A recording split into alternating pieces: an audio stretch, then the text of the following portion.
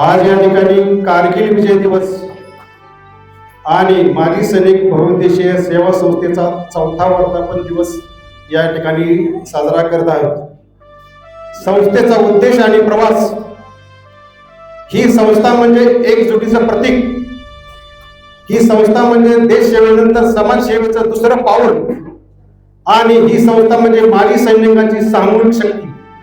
1999च्या लढाईमध्ये ऑपरेशन विजय म्हणजेच कारगिल युद्धातील भारताचा ऐतिहासिक विजय।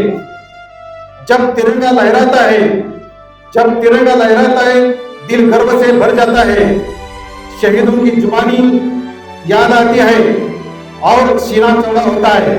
ना पूछो इस जमाने से, ना पूछो इस जमाने से क्या मेरी कहानी है, मैं तो बस एक फौजी हूँ और भारत मेरी जान है। जय हिंद, वंदे मातरम।